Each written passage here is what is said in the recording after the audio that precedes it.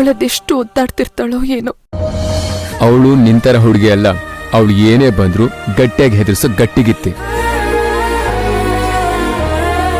ನಿಜವಾಗ್ಲೂ ಅವಳನ್ನ ನನ್ನ ತಂಗಿಯಾಗಿ ಪಡೆಯೋದಕ್ಕೆ ನಾನು ಪುಣ್ಯ ಮಾಡಿದ್ದೆ ಅಥರ್ವ.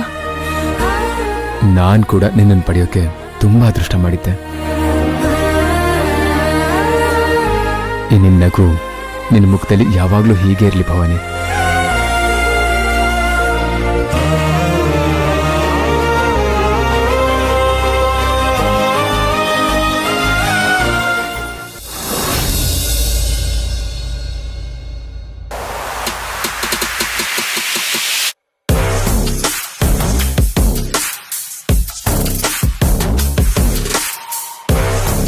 ನೀನ್ ಹೇಳ್ತಾ ಇರೋದನ್ನೆಲ್ಲ ನಿಜವಾಗ್ಲೂ ನನಗೆ ನಂಬಕ್ ಆಗ್ತಾ ಇಲ್ಲ ಗೊತ್ತಾ?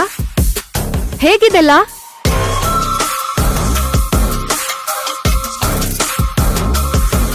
ಕೆಲವು ವಿಷಯಗಳು ನಾವ್ ಅನ್ಕೊಂಡಿದ್ದಕ್ಕಿಂತ ಸುಲಭವಾಗಿ ಸಲೀಸಾಗ್ಬಿಡುತ್ತೆ.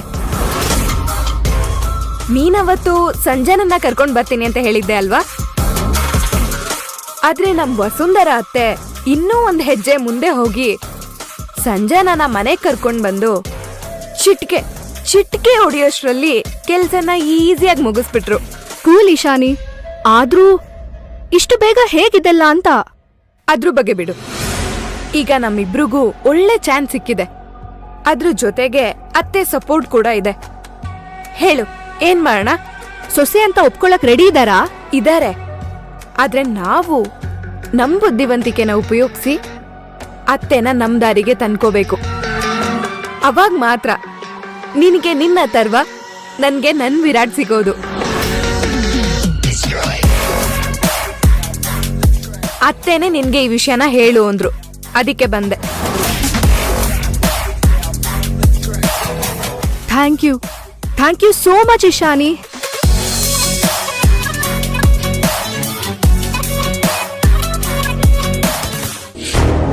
ಇಶಾನಿ, ನಿಮ್ ಅತ್ತೆ ಮಾತ್ ಕೊಟ್ಟಿದ್ದಾರೆ ಅಂತ ಹೇಳಿ ಕನ್ಸಲ್ಲೇ ಕಲ್ಪನೆ ಮನೆ ಕಟ್ಕೊಂಡು ಸಂಸಾರ ಮಾಡೋದಿಕ್ಕಾಗಲ್ಲ.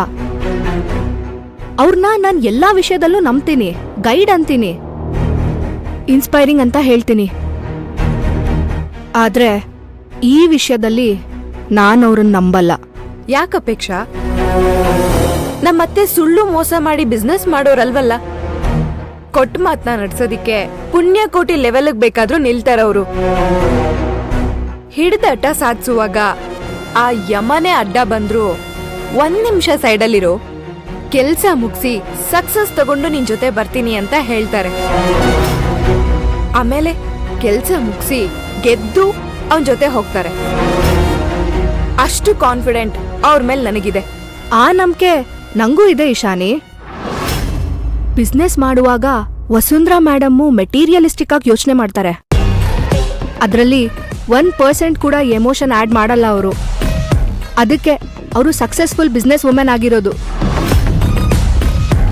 ಅವರು ಯಾವ್ದಾದ್ರೂ ಪ್ರಾಜೆಕ್ಟ್ ಫೈಲ್ ತಗೊಂಡ್ರೆ 1 ನಿಮಿಷದಲ್ಲಿ ಅದ್ರ ಆಳ ವಿಸ್ತಾರ ಸ್ಕ್ಯಾನ್ ಮಾಡಿ ಇದು ಇಷ್ಟೇ ಅಂತ ಹೇಳಿ ಜಡ್ಜ್ ಮಾಡಿ ಬಿಸಾಕ್ತಾರೆ. ಆದ್ರೆ ಅವರು ಫ್ಯಾಮಿಲಿ ಫೀಲಿಂಗ್ ಅಲ್ಲಿ ತುಂಬಾನೇ ವೀಕ್ ಇದ್ದಾರೆ. ಸ್ಕ್ಯಾನ್ ಮಾಡಿ ಜಡ್ಜ್ಮೆಂಟ್ ಮಾಡೋದಕ್ಕೆ ಟೈಮ್ ತಗೊಳ್ತಾರೆ. ಅದಕ್ಕೆ ಒಂದು ಬೆಸ್ಟ್ ಎಕ್ಸಾಂಪಲ್ ಅಂದ್ರೆ ವಸುಂಧರಾ ಮೇಡಮ್ ಪತಿ ಕುಮಾರ್. ಅವ್ರು ಈಗ್ಲೂ ಕೂಡ ಆ ಮನೆಯಲ್ಲಿ ಒಬ್ರಾಗ್ ಇಲ್ವೇ ಇಲ್ಲ. ಅವ್ರ ಮನೆಯವರೇ ಅಲ್ಲ ಅನ್ನೋ ತರ ಬದುಕ್ತಾ ಇದ್ದಾರೆ. ಅದು ಜಡ್ಜ್ಮೆಂಟ್ ರಾಂಗ್ ಅಲ್ಲ, high class middle class miss match. ಇದು ಕ್ಲಾಸಸ್ ಕ್ಲಾಶ್. ಆಯ್ತು, ಇರ್ಬೋದು. ಆದ್ರೆ ಅಥರ್ವನ್ ಮದ್ವೆಗ್ ಮುಂಚೆ ನೀನೇ ನಮ್ಮನೆ ಸೊಸೆ ಆಗೋದು, ನೀನೇ ಅಥರ್ವನ್ ಹೆಂಡತಿ ಆಗೋದು ಅಂತ ನನಗೆ ಹೇಳಿದ್ರು. ಮದ್ವೆ ಮುಹೂರ್ತದ ಜೊತೆ ಆ ಭವಾನಿ ಮುಹೂರ್ತನೂ ಫಿಕ್ಸ್ ಮಾಡ್ತೀನಿ, ಮದ್ವೆ ಕಾರ್ಡ್ ಜೊತೆ ತಿಥಿ ಕಾರ್ಡು ಪ್ರಿಂಟ್ ಮಾಡ್ತೀನಿ ಅಂತ ಹೇಳಿ ನನಗೆ ಮಾತು ಕೊಟ್ಟಿದ್ರು. ಆದ್ರೆ ಆ ರೀತಿ ಆಗ್ಲಿಲ್ವಲ್ಲ? ಹೌದು, ಆ ರೀತಿ ಆಗಿಲ್ಲ. ಬಟ್ ಅದಕ್ಕೆ ಕಾರಣ ನಮ್ಮತ್ತೆ ಅಲ್ಲ, ಆ ಭೈರವಿ, ಸಾರಿ ಸಿಂಧು. ಅತ್ತೆ ಮಾಡಿರೋ ಪ್ಲಾನ್ನ ಆ ಸಿಂಧು ಫ್ಲಾಪ್ ಆಗೋಗ್ ಮಾಡಿದ್ಲು. ಸಾಯ್ಬೇಕಾಗಿರೋ ಭವಾನಿಗೆ ಸಂಜೀವಿನಿಯಾಗಿ ಬಂದ್ಲು. ಅವಳ ಮಗು ಕೊಳ್ತು ಮಣ್ ಸೇರ್ಬೇಕಾಗಿರೋರ್ನ ನಮ್ ಮನೆಗ್ ಸೇರ್ಸಿದ್ಲು. ಎಲ್ಲೋ ಹುಚ್ಚಿಯಾಗಿ ರೋಡಲ್ ಭಿಕ್ಷೆ ಬೇಡ್ತಿರೋಳ್ನ ರಾಯಲ್ ಫ್ಯಾಮಿಲಿಗ್ ಸೇರ್ಸಿ ಭಿಕ್ಷೆ ಹಾಕೋ ಸ್ಥಾನಕ್ಕೆ ಕೂರಿಸ್ಬಿಟ್ಲು. ಇನ್ಮೇಲೆ ನೀನು ಹುಷಾರಾಗ್ಬೇಕಾಗಿರೋದು ಅತ್ತೆ ಬಗ್ಗೆ ಅಲ್ಲ, ಆ ಸಿಂಧು ಬಗ್ಗೆ. ಹುಷಾರ್.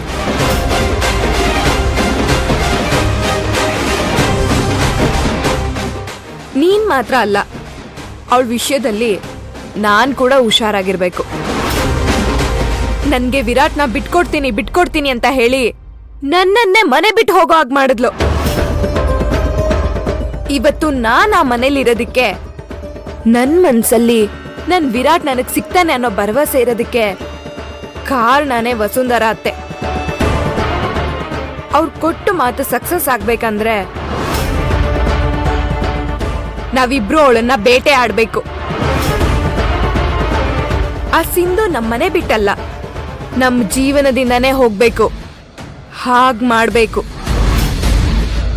ಸಾಮಾನ್ಯವಾಗಿ ಎಲ್ರೂ ಒಂದು ಕಡೆ 2 ಜಡೆ ಸೇರಿದ್ರೆ ಸಂಸಾರ ಆಗಲ್ಲ ಅಂತ ಹೇಳ್ತಾರೆ.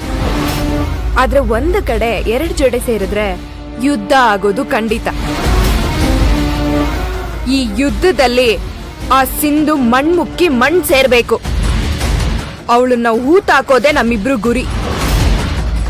ಆ ಗುರಿ ಕಡೆನೆ ಇನ್ಮೇಲೆ ನಮ್ ಗಮನ ಇರ್ಬೇಕು. ಅದಕ್ಕೆ ನಾವ್ ಯಾವ ದಾರಿ ತುಳಿದ್ರೂ ಪರವಾಗಿಲ್ಲ. ಒಟ್ನಲ್ಲಿ ನಾವಿಬ್ರು ಆ ಮನೆ ಸೊಸೆ ಆಗ್ಬೇಕು.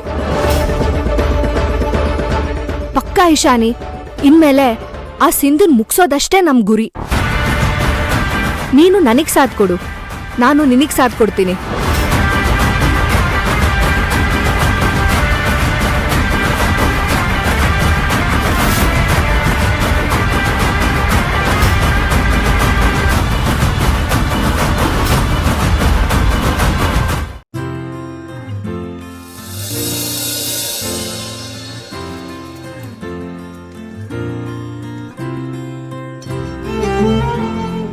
ಸಿಂಧು, ಇವತ್ ನನಗೆ ಎಷ್ಟು ಖುಷಿ ಆಗ್ತಿದೆ ಗೊತ್ತಾ?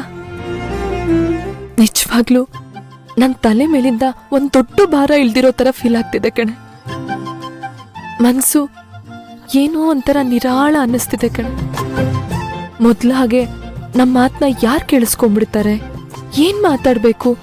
ನಿನ್ನ ಭೈರವಿ ಅಂತ ಕರಿಬೇಕು, ಸಿಂಧು ಅಂತ ಕರಿಬೇಕು? ಎಲ್ಲ ಗೊಂದಲಕ್ಕೂ ಇವತ್ತೊಂದು ಉತ್ತರ ಸಿಕ್ತು.